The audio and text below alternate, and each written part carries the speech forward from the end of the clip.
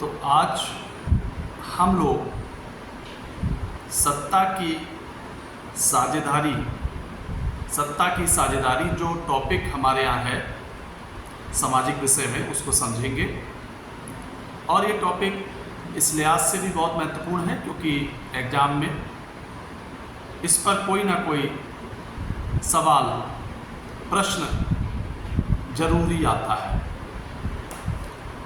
तो सत्ता की साझेदारी, सबसे पहले हम लोग ये समझें कि सत्ता की साझेदारी क्या होती है। किसी भी देश में अलग अलग जाति, धर्म, भाषा,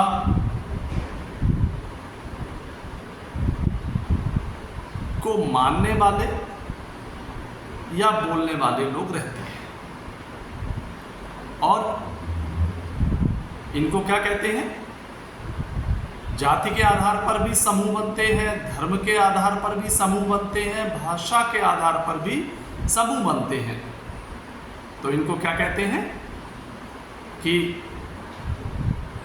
जातीय समूह, धार्मिक समूह या भाषाई समूह।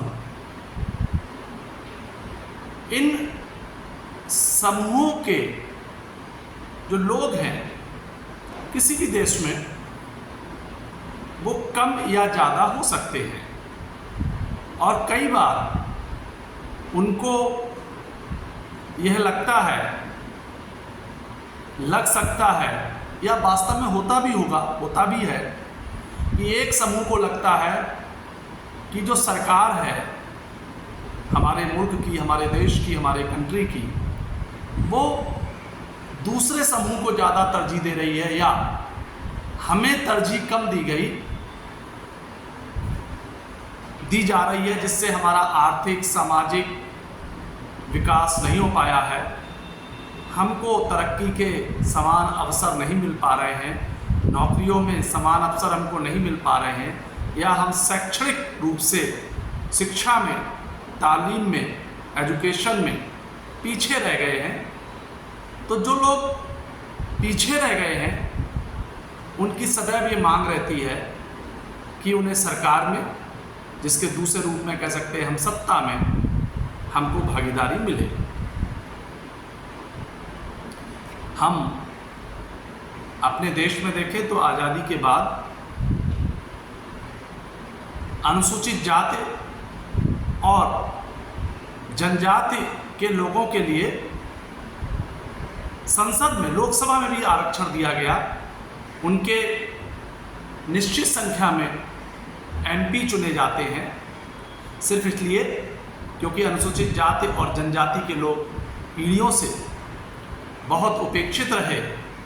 इसलिए हमारे संविधान निर्माताओं ने ये माना कि इनकी सत्ता में भागीदारी जरूरी है और इनके लिए एक सीटें निश्चित की जाएं। तो इस देश की लोकसभा में उनके लिए सीटें निश्चित की गई आज़ादी के बाद।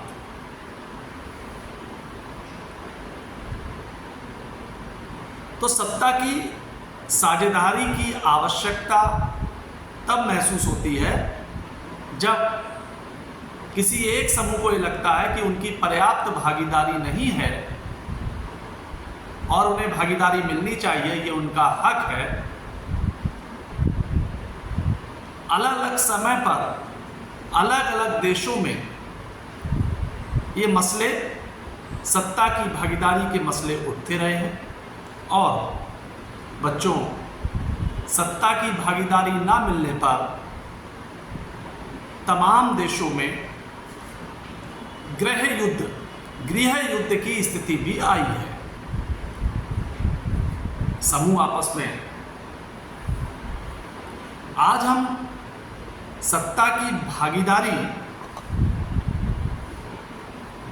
जो है वो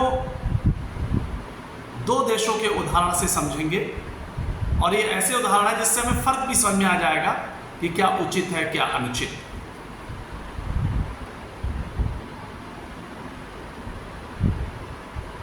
हम देखें, सबसे पहले हमारा एक पड़ोसी देश है श्रीलंका। हम लोग जानते हैं, जो तमिलनाडु से समुद्र को क्रॉस करो तो हम श्रीलंका पहुंचते हैं। श्रीलंका में दो प्रमुख सामाजिक समूह हैं। एक को हम सिंहली कहते हैं क्योंकि इनकी भाषा सिंहली है, और दूसरा समूह तमिल है क्योंकि इनकी मातृभाषा, इनकी मूल भाषा जो है वो तमिल है। सिंहली बौद्ध धर्म को मानते हैं, और जो तमिल है उनमें अधिकांश लोग हिंदू या मुसलमान हैं। तो ये दो जो सामाजिक समूह हैं, सिंहली और तमिल, इनमें सिंहली की जो संख्या है वो 74% है, 74%। वहीं जो तमिल है वो 18% है, 18। तो आप देख लें कि 2/3 आबादी जो है, 2/3 आबादी सिंहली है, मेजॉरिटी बहुमत सिंहलियों का है।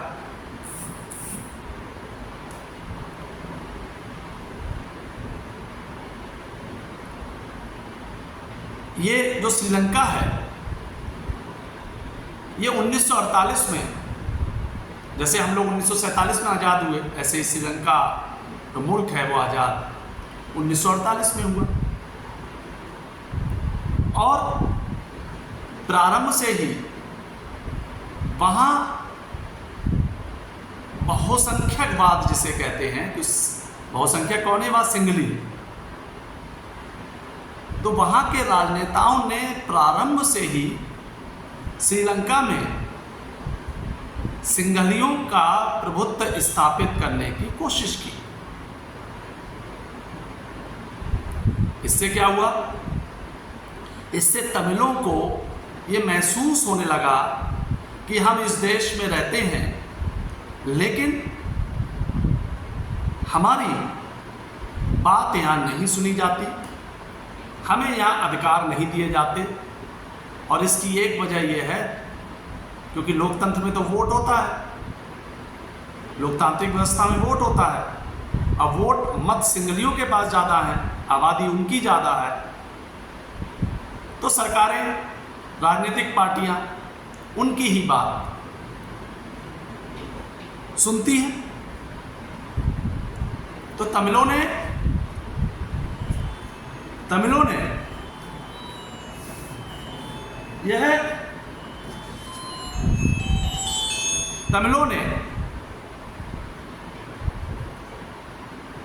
यह मांग की कि उन्हें क्षेत्रीय स्वायत्तता मिलनी चाहिए। क्षेत्रीय स्वायत्तता का मतलब क्या है? भाई एक इलाका हमारा ऐसा बने जहां हम अपने लिए खुद कानून बनाएं, खुद लागू करें, ताकि हमारे साथ भेदभाव ना हो सके, और शिक्षा और रोजगार में हमको पर्याप्त और समान अवसर मिल सके। श्रीलंका की आबादी करीब करीब 2 करोड़ है, और वहाँ के जो तमिल हैं वह या तो हिंदुस्तान से अंग्रेजों के समय अंग्रेज ले गए थे उन्हें काम करने के लिए, या फिर वहाँ के मूल निवासी हैं, लेकिन ये सब बोलते तमिल भाषा है।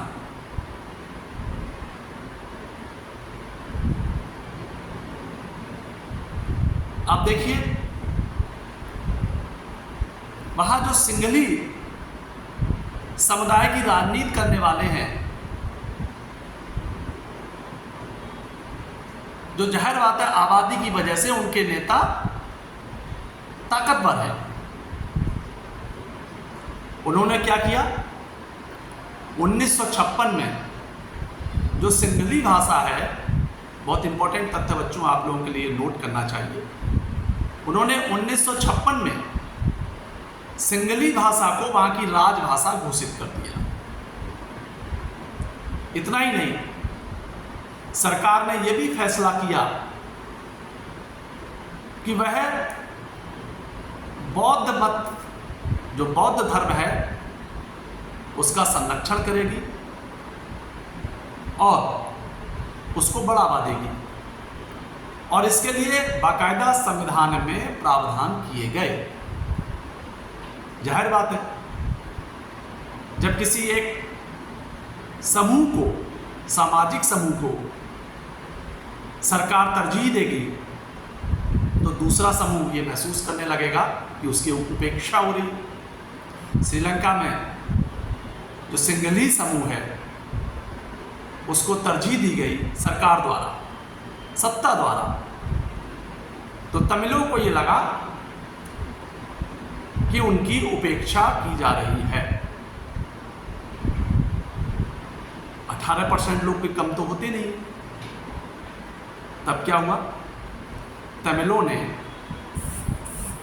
संगठित होना प्रारंभ किया। तमिल संगठित होने लगे और उन्होंने एक नारा दिया कि हमको तमिल ईलम चाहिए। ईलम का मतलब होता है तमिल में सरकार। वी वॉन्ट तमिल ईलम, हमको तमिल सरकार चाहिए। और 1980 के दशक में, 1980 के दशक मतलब 1980 से लेके 88-89 तक, तब श्रीलंका में गृह युद्ध प्रारंभ हो गया। और यह गृह युद्ध एकदम खूनी युद्ध था। अक्सर हम 80-90 के दशक में अखबारों में पढ़ते थे कि श्रीलंका में आज एक पक्ष ने दूसरे पक्ष के इतने लोगों को मार दिया। जो तमिलों का मुख्य संगठन था LTTE, जिसको हम लोग हिंदी में लिट्टे भी बोलते हैं, लिखते हैं, तो लिट्टे ने सिंगलियों पर हमला किया। वहाँ की सरकार ने लिट्टे पर, लिट्टे के लोगों को, लिट्टे के समर्थक लोगों को, या जो लिट्टे के समर्थक तमिल हैं उनको मार दिया। ये आम घटनाएं आती रहती थी। और इसके मूल में कारण क्या था कि श्रीलंका की सरकार का जो रवैया था वो बहुसंख्यक परस्त था। कमोबेश वो आज भी जारी है।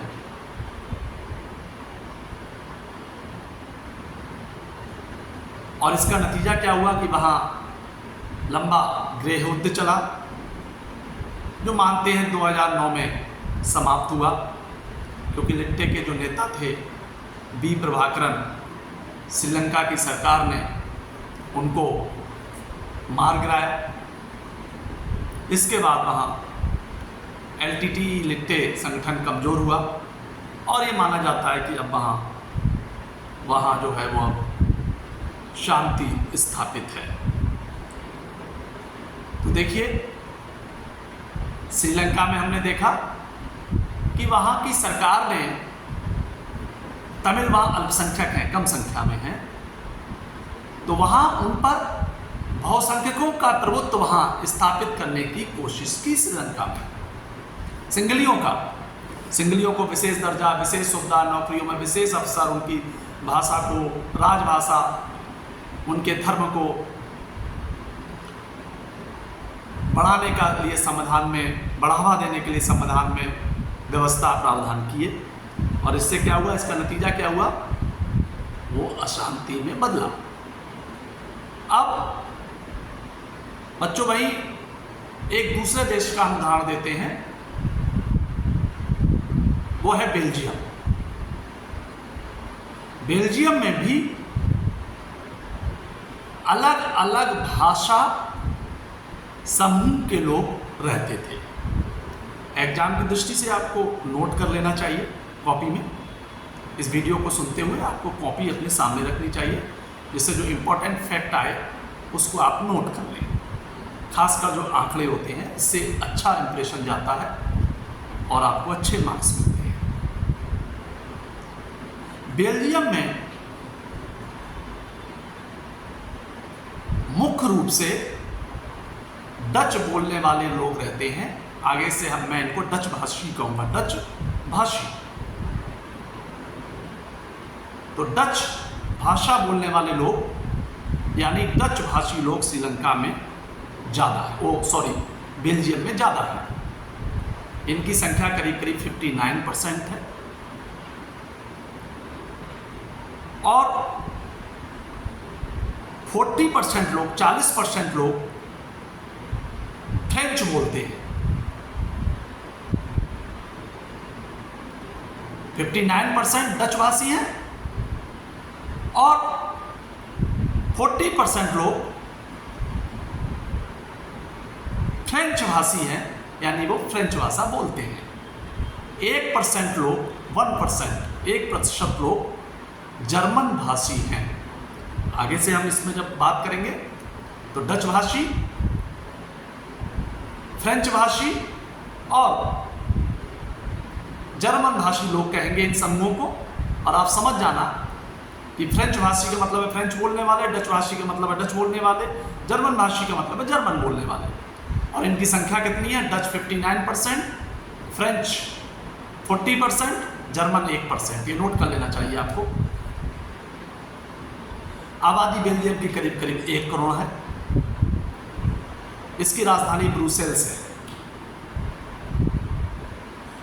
तो जो राजधानी ब्रुसेल्स है उसमें 80% लोग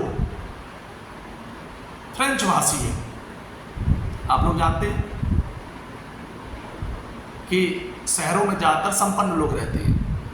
तो फ्रेंच भाषी लोग 80% है ब्रुसेल्स में, और ये अमीर लोग हैं। धन दौलत संसाधन इनके पास ज़्यादा है। वहीं डच लोग संख्या में तो ज़्यादा है, लेकिन धन दौलत संसाधन उनके पास कम है।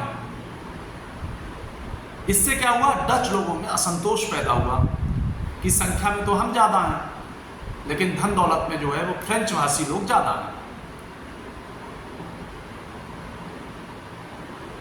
वहाँ के राजनेताओं ने वहाँ के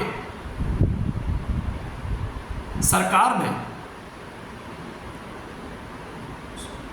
सोचा और ये तरीका निकाला कि कोई संख्या में ज़्यादा हो या कम हो,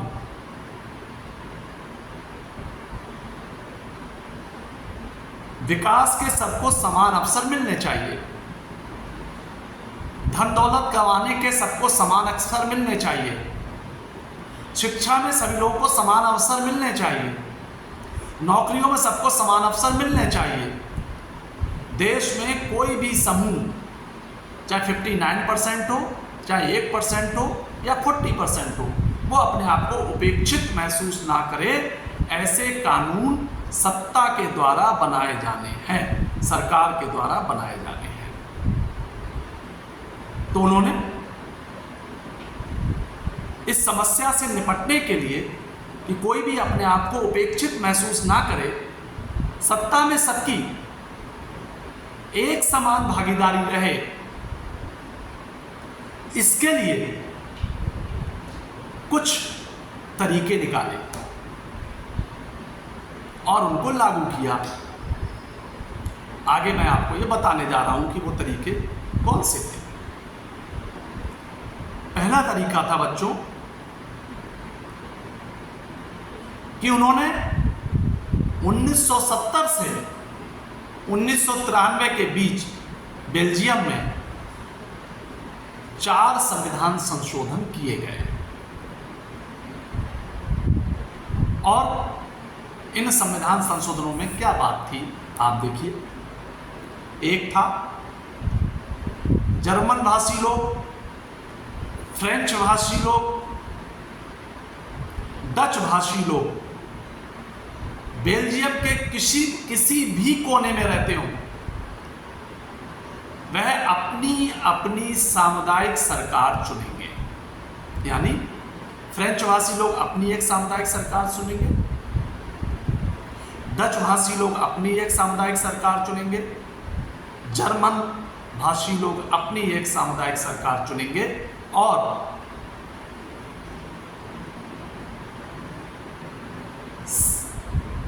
उस भाषा से संबंधित लोगों के भाषा से संबंधित जो मामले होंगे, शिक्षा से संबंधित जो मामले होंगे, संस्कृति से संबंधित जो मामले होंगे, उस पर निर्णय वही सामुदायिक सरकार ले सकती है। यानी डच भाषी लोगों के लिए जो डच लोगों की सामुदायिक सरकार होगी वो निर्णय लेगी, फ्रेंच लोगों के लिए फ्रेंच भाषी लोगों की जो सरकार होगी, ऐसे ही जर्मन भाषी लोगों के लिए जर्मन भाषी लोगों की जो सामुदायिक सरकार होगी, वह 3 मुद्दों पर, और वो मुद्दे क्या है? भाषा, संस्कृति और शिक्षा, ये वही निर्णय लेंगे। दूसरा बड़ा उन्होंने संशोधन क्या किया संविधान में, क्या नियम बनाए, क्या प्रावधान किए कि जो केंद्रीय सरकार होगी, केंद्रीय सरकार जैसे बेल्जियम में, जैसे हिंदुस्तान में केंद्र की एक सरकार बनती है, राज्य अलग है, ऐसे बेल्जियम में भी अलग कई राज्य हैं, लेकिन वहाँ की जो केंद्र की सरकार थी है वो एक है। तो उन्होंने केंद्रीय सरकार में डच भाषी और फ्रेंच भाषी लोगों के बराबर बराबर मंत्री का प्रावधान किया। देखिए देश में डच भाषी ज़्यादा लोग हैं, लेकिन उनका नहीं, जो फेडरल गवर्नमेंट होगी, जो केंद्र की सरकार होगी, केंद्रीय सरकार होगी, उसमें दोनों भाषा बोलने वाले यानी डच भाषी और जर्मन भाषी लोगों के, डच भाषी और फ्रेंच भाषी, डच भाषी और फ्रेंच भाषी लोगों के बराबर बराबर प्रतिनिधि होंगे, बराबर बराबर मंत्री होंगे। इससे क्या हुआ? ना तो फ्रेंच भाषी लोगों को लगा कि हम संख्या में कम है, हमारी उपेक्षा हो रही है, और अब आप कह सकते हो डच भाषी लोगों को ये लग सकता है कि उनकी संख्या ज़्यादा है और उनके मंत्री उतने ही हैं जितने फ्रेंच भाषी लोगों के या डच भाषी लोगों की संख्या ज़्यादा है, तो उनके मंत्री ज़्यादा होने चाहिए। इस समस्या का हल कैसे निकाला गया वहाँ, ये भी बहुत महत्वपूर्ण है। देश में तो डच भाषी लोग ज़्यादा हैं, यानी मैंने आपको बताया कि उनकी संख्या जो है वो 59% है, लेकिन ब्रुसेल्स जो राजधानी है उसमें फ्रेंच लोगों की, फ्रेंच भाषी की संख्या ज़्यादा है, और वो कितने हैं? वो है 80%। तो ब्रुसेल्स की जो क्षेत्रीय सरकार होगी या राज्य सरकार होगी, उसमें यह कहा, उसमें भी ब्रुसेल्स में ज़्यादा तो फ्रेंच भाषी लोग हैं, लेकिन जो ब्रुसेल्स की सरकार बनेगी उसमें भी फ्रेंच भाषी और डच भाषी लोगों के बराबर बराबर प्रतिनिधित्व होगा। ब्रुसेल्स की सरकार में भी दोनों के बराबर बराबर मंत्री होंगे। तो ब्रुसेल्स में फ्रेंच भाषी लोगों ने नहीं कहा 80% है, हमारे मंत्री ज़्यादा होने चाहिए क्योंकि हम ज़्यादा हैं, नहीं। केंद्र में देश में डच ज़्यादा है तो भी उन्होंने फ्रेंच के लोगों को बराबर अधिकार दिया, और ब्रुसेल्स में फ्रेंच भाषी लोग ज़्यादा हैं तब भी उन्होंने डच लोगों को बराबर का अधिकार वहाँ दिया गया। इससे क्या हुआ? किसी भी भाषा समूह में असंतोष पैदा नहीं हुआ।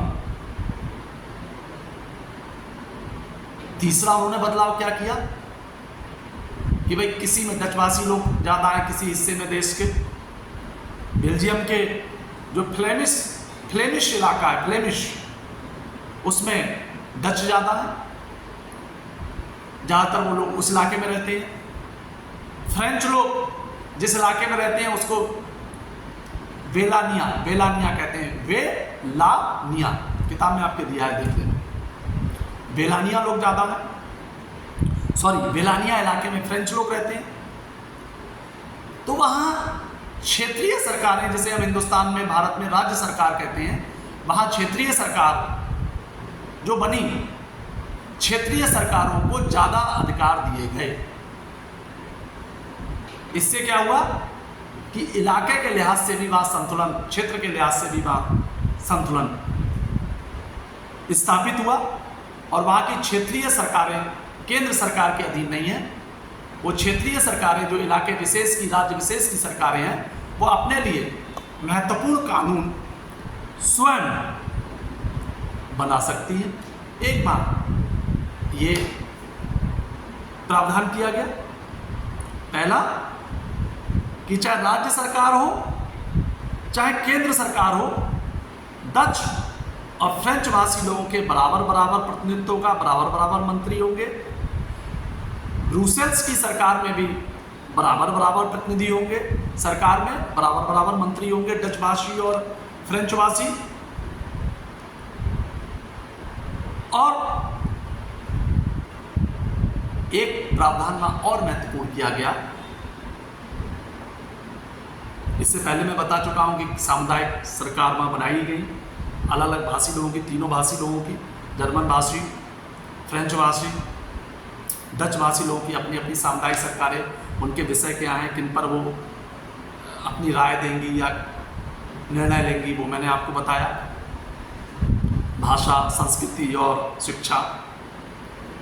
एक बहुत महत्वपूर्ण काम उन्होंने ये किया कि बेल्जियम में कुछ विशेष कानून तभी बन सकते हैं जब डच भाषी और फ्रेंच भाषी जो सांसद होंगे, मान लीजिए डच भाषी 10 सांसद हैं, फ्रेंच भाषी 10 सांसद हैं, तो कुछ विशेष कानून तब बन सकेंगे जब डच भाषी सांसदों के आधे से ज़्यादा, यानी मान लीजिए 6-10 में, उदाहरण के तौर पर है कि आधे से ज़्यादा सांसद उसके लिए तैयार होंगे। ऐसे ही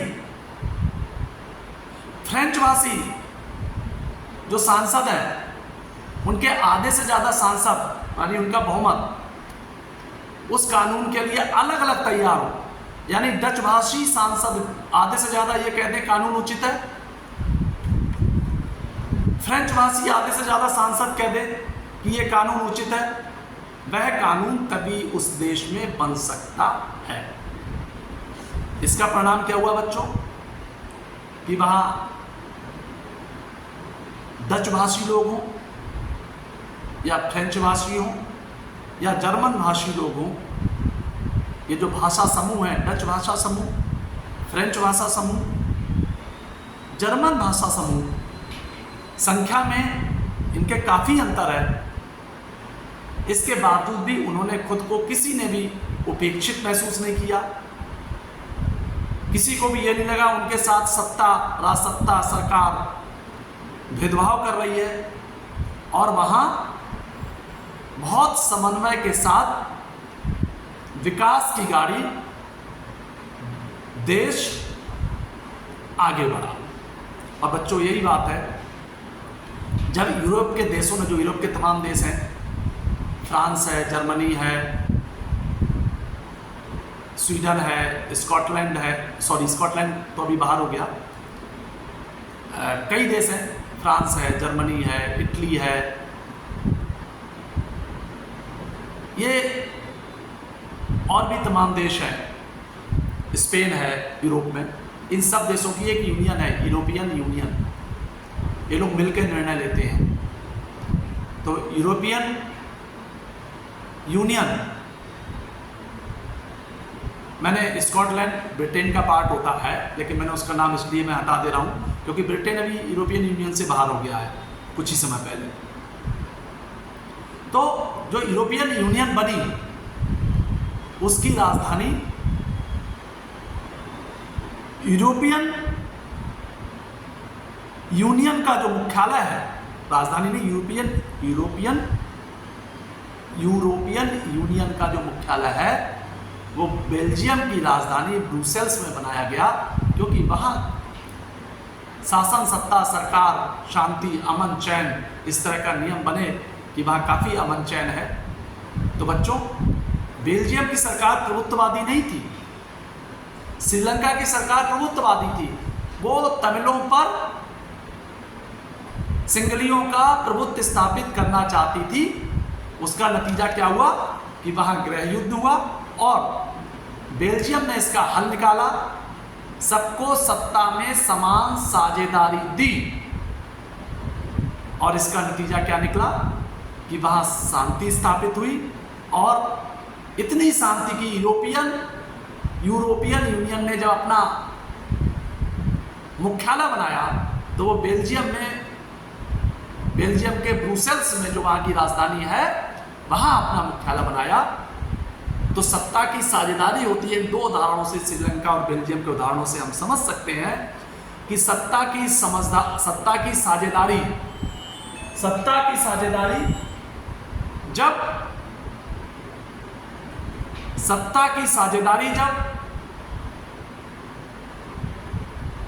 समझदारी के साथ की जाती है तो बेल्जियम जैसी स्थिति बनती है, और सत्ता की साझेदारी जब प्रभुत्व स्थापित करने के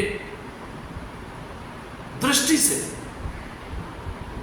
दी जाती है, प्रभुत्ववादी दृष्टिकोण अपनाया जाता है कि अल्पसंख्यकों पर बहुसंख्यकों का राज हो, अल्पसंख्यकों पर बहुसंख्यकों का प्रभुत्व हो, तो श्रीलंका जैसे हालात होते हैं। इसलिए सत्ता की साझेदारी इन दो उदाहरणों से हम लोग समझ सकते हैं कि बहुत ज़रूरी है। बच्चों, ये चैप्टर अभी कंप्लीट नहीं हुआ है, ये करीब 32 मिनट का वीडियो हो चुका है। आप लोग इसको बार बार सुन लें और जो इम्पोर्टेंट नोट्स हैं वो इस वीडियो से ले लें। अगले वीडियो में मैं कोशिश करूँगा कि जो सत्ता की साझेदारी के तरीके क्या क्या होते हैं, सत्ता की साझेदारी के तरीके क्या क्या होते हैं, ये मैं आपको अगले वीडियो में समझाऊंगा और तब ये चैप्टर कंप्लीट होगा। ये आधा घंटे से ज़्यादा का करीब 32 मिनट का वीडियो है, आप इसको सुने। आज के लिए इतना ही।